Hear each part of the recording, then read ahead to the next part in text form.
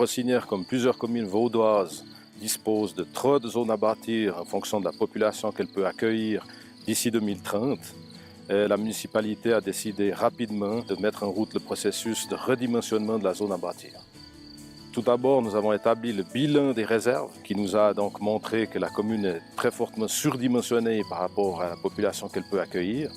Et puis nous avons établi une vision de développement, ce qui nous a permis de définir le périmètre de centre et le périmètre urbanisé de notre commune et déjà de mettre à l'enquête les premières parcelles à dézoner ainsi que la zone réservée.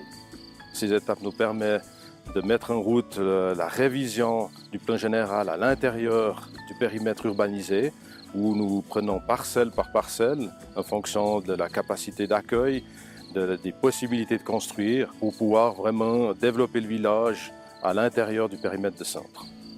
Cette procédure n'est pas facile lorsque vous annoncez à des personnes que vous dézonez leur terrain, vous imaginez bien les réactions. La mise à l'enquête a d'ailleurs suscité plusieurs oppositions que la municipalité est en train de traiter. Nous devons nous conformer à la loi sur l'aménagement du territoire et nous pensons que si nous voulons garder la maîtrise du développement de notre village, il nous faut trouver des solutions à l'intérieur du milieu bâti. Contrairement à ce que l'on croit, il y a une possibilité de développement d'environ 25% de la population actuelle, qui représente environ 140 habitants supplémentaires d'ici 2036. C'est pas rien. Et nous avons notamment une zone importante entre la gare et le village qui peut être développée, notamment pour accueillir du logement.